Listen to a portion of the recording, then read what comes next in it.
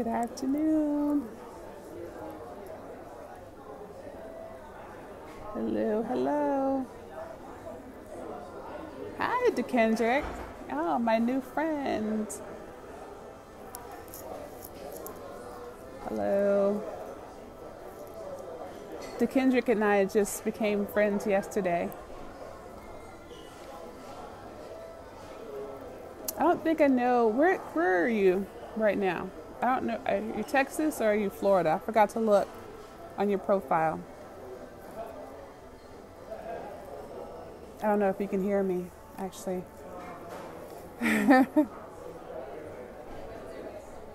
Okay. Hey, Pete. Hi. Hi, John. Hey, LaShawn. Oh my gosh. Hey, Kedrick.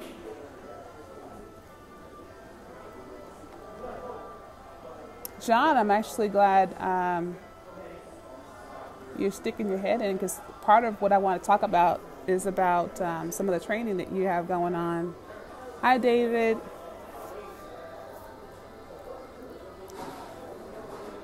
I'm just waiting for a few more people to join in. So I hope you guys have been having, a good week, a good month. Yo, Kedrick. Hey, Melva. Hi, Jason. Good week, good month. You guys know I'm back in California. So I'm running claims. I'm on my lunch hour, which is like my lunch 20 minutes. I walk down the street to BJ's. So if I get interrupted by a waiter, I'm just waiting for my to-go order. I started keto, which I know Steven's been, told me I'm too fat, but he's like, oh, you would lose so much weight if you would try keto. I was like, okay, well, I'm at that point. I'm trying keto. Hi, Mike. Hey, Jason. I'm trying keto, so I'm in my 6th week, and I was just talking to Steven about my order, and I was going to get some mozzarella sticks, and he's like, well, that converts to sugar, and then you're going to get cravings in your... Hi, Julie. I was just talking about Steven. So he's trying to instruct me. Hey, Chris. He's trying to instruct me on the proper way to keto because I just started basically trying to eat Atkins way, because I think that's kind of what keto is. And I know there's more of a science to it than that, but that's what I was doing. So Julie, I was just telling them that Steven was on the phone with me a few minutes ago when I was placing my order for lunch. And he was telling me that my mozzarella sticks are not keto because of the breading. Anyway. I don't even know what line you're talking about, Kedrick, but I'm sure it's something funny. So anyway, today I titled this What's on the Horizon. Hey, Jamie. Titled it What's on the Horizon because I am back in California and I have a brain that won't shut off. So I'm always trying to figure out what to do next, what's new next, and being that the storm season didn't really result in a lot of activity, I wanted to give you some thought about what to do next. I know that a lot of people that are in this group are somewhat new to claims, but there are a lot of people in this group who are not. And I mentioned John's name a few minutes ago. Stephen Harmon has been sharing around some information about an appraisal class today. And Brian Canfield has also shared this same information recently. Hi, Michael. And I wanted to talk to you a little bit about training. So this is a great time of year to start looking at what you're going to try and, specialize in for the coming claims year. Not everyone has the ability to travel when catastrophes arise. And a lot of times people feel like the time to learn something is at the very moment that they need the work. Therefore, they won't forget the information. But John and a couple other folks, they've been sharing their appraisal training classes, and you'll see other people who are talking about training right now those classes are really good this time of year, because not only are you going to be starting the basis for what you'll specialize in the coming year, you'll also get to learn a little bit more about that side of the industry from these professionals who are sometimes too busy when storm season's going on to help you with anything. So this live is not going to be long, but I just wanted to get you guys thinking about what you're going to do next. I know I talked about this when I was in Texas. I talked about making sure that you have multiple sources of income.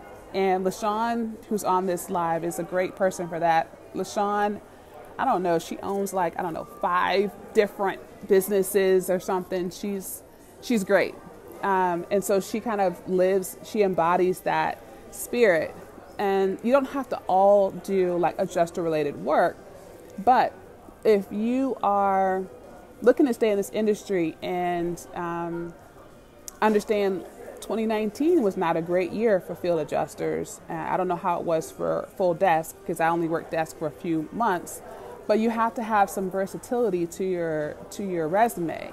So you can't do what everyone else is doing and expect to have an opportunity to work when there's 30,000 people who got the same certifications. And, so when work comes available, for example, there was some work in Chicago that I took advantage of earlier this year, but I had 8 people on my team, including myself.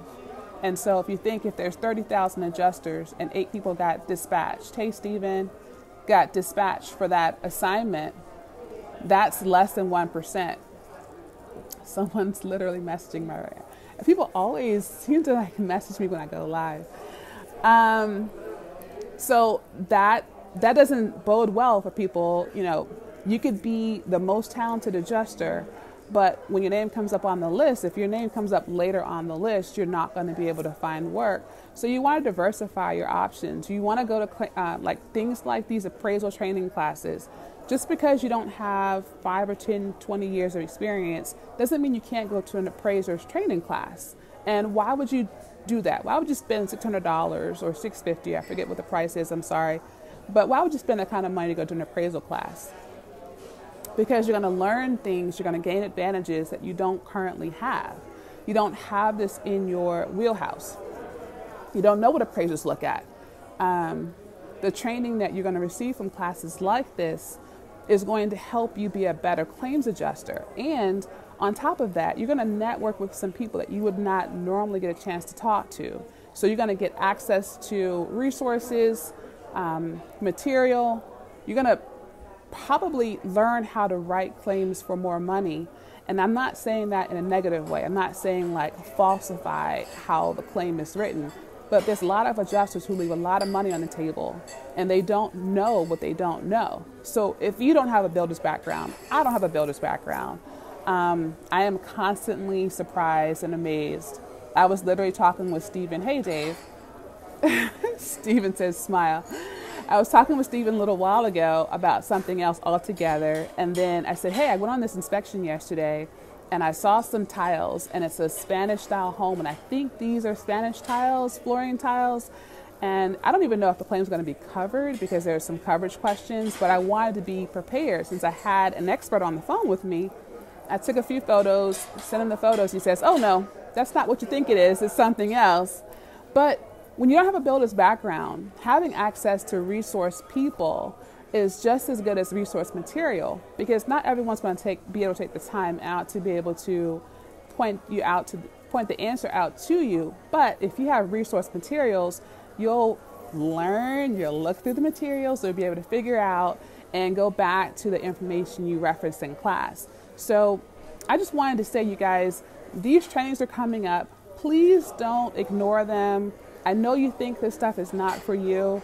I would not approve something in this group that I don't think is pertinent to members of this group. I realize it's expensive, but everyone wants to make a lot of money. You can't make a lot of money and not have the skill set to support that money, unfortunately. So you're going to have to pay something. So these appraisal classes that are coming up, there's one in November that's in Florida. And the next one I believe is in Dallas, and that's in December. And it's a 2 or 3 day long class. And I believe the price was $600. It might be $650. John's on this live. I don't know if he's still on it, but look him up. You know, reach out to him, ask him questions if you need to have these questions answered, but try and figure out a way to get yourself to these trainings, because these are industry veterans. They're going to give you much more in the class than just your $650 worth of money.